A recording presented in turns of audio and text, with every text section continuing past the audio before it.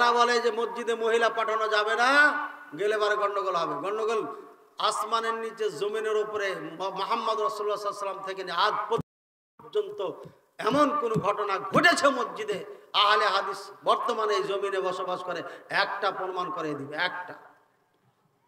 এটা আহলে হাদিস, এরা কোরআন সুন্নাহর বাইরে যেতে চায় না।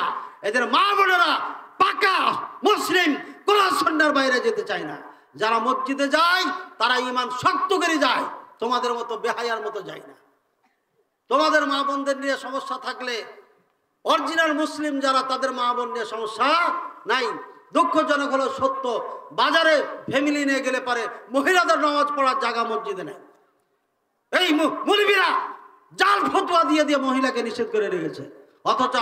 অথচ বুখারী, মুসলিম, আবু দাউদ প্রত্যেকটি কিতাবে আল্লাহ রাসূল সাল্লাল্লাহু আলাইহি ওয়াসাল্লাম থেকে আদেশ আছে, মহিলাদের মসজিদ যাওয়ার অনুমতি আছে।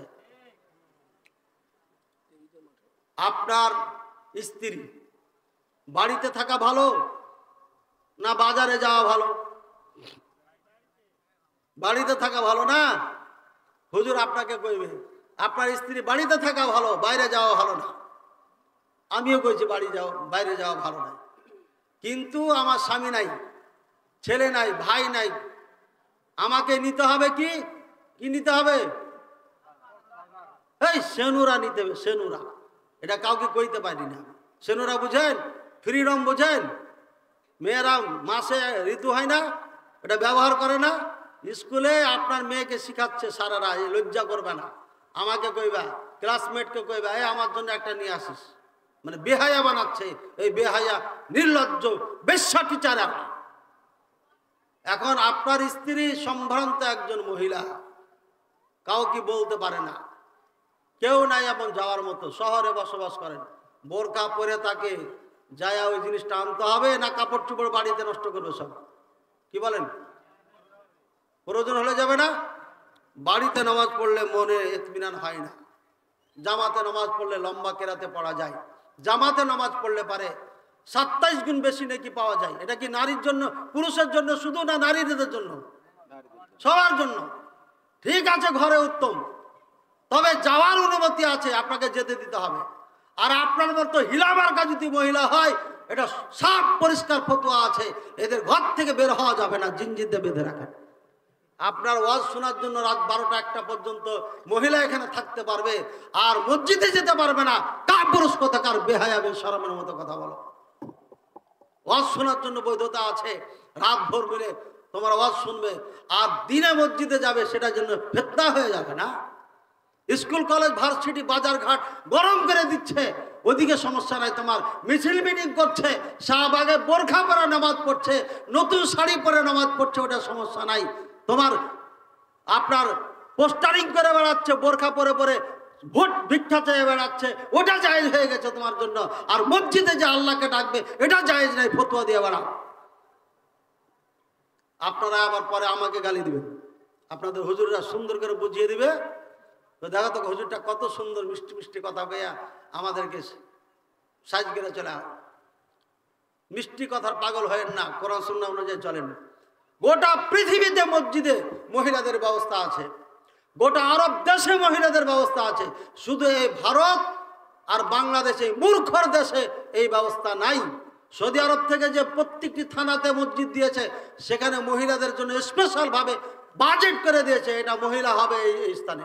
তারাই ছক দিয়েছে মসজিদের, সেখানেও তারা অফিস বানিয়েছে, আড্ডা মারে, এখানে মহিলাদেরকে নামাজ পড়তে দেয় না।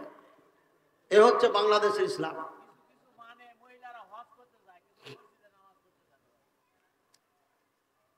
বলছে হজ করতে যায়, কাবা টাবা করছে, ওখানে মাসাল আলাদা।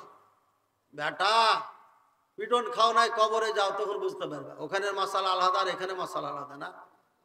ওখানে তওয়াফ করার সময় গায়ে গায়ে লেগে যায় মহিলাদের। অনেক চেষ্টা করার পরও এমন এক সময় হয়ে যায় মাঝে মাঝে যে সেখানে গায়ে গায়ে পর্যন্ত লেগে যায়, তারপর ওখানে নিষেধ করে নাই। আর মসজিদে পর্দা করে একজন মহিলা সালাত পড়বে জামাতে, এদের গা জ্বলে। আবার হিলার সময় ঠিকই মসজিদে কাম পার করে নিচ্ছে। আল্লাহ হেদায়েত দান করুন। অন্ধ হবেন না। এই বুখারী ইসলামিক ফাউন্ডেশন থেকে ছাপানো যেটা ক্রয় করেন, আমারটা ক্রয় করার দরকার নাই। অনুবাদ পড়েন। জৈনক মুফতি সাহেব বলেছে হাত কোথায় বাঁধবো, বুকে না নাভির নিচে, এটা ওটা করে কইছে নাভির নিচে বুখারীতে হাদিস আছে। দিয়ে আপনাকে বুখারী খুলে দেখাবে, এবার বুখারী খুলে দেখাবে। এই যে বুখারী, এই বুখারী খুলে দেখানোর পরে আপনি দেখেন এই যে নিচে ছোট ছোট অক্ষরে লেখা আছে না নাই? ওপরে বড় আর নিচে কি? এটা দেওবন্দি হুজুরে লিখেছে, এই ব্যাখ্যা, এটা ব্যাখ্যা লিখেছে ওরা। এখানে বুখারীর হাদিসকে কবর দিয়েছে ওরা এখানে লিখে লিখে। এই জন্য যে সমস্ত আলেমদের হাদিস নির্ণয় করার ক্ষমতা নাই, তারা এই দেওবন্দের ছাপা বই দিয়ে ছাত্রকে পড়াবেন না, না তো ছাত্র গুমরাহ হয়ে যাবে। তিরমিজিতে ইমাম তিরমিজি রহিমাহুল্লাহ বলেছেন এই হাদিসটা দুর্বল, এটা চলবে না। এই কথাটাকে বইয়ের মধ্যে লেখেনি, আউট করে দিয়েছে। এই বইয়ে লেখেনি, ছাপানোর সময় এটাকে আউট করে দিয়েছে, কারণ ছাত্ররা দেখলে পারে আলে হাদিস হয়ে যাবে, এই জন্য ওটা রাখেনি। লেখতো জালিয়াতি করেছে। আর বুখারীর হাদিস যেটা পৃথিবীর সমস্ত উম্মতে মুসলিমা ঐক্যমত, একে ধ্বংস করার জন্য, একে বাদ দেওয়ার জন্য, রহিত করার জন্য যেখান সেখান থেকে হাদিস কুড়িয়ে নিয়ে সেকে রহিত করে, এদের সামান্যতম যদি আল্লাহর ভয় থাকতো এ কাজ কখনো করতো না। কি ভাই, আমার কথা কি রাগ করলেন? আপনাদেরকে বোঝানোর কাজ বুঝিয়েছি, মানেন না মানেন এটা আপনার কাজ।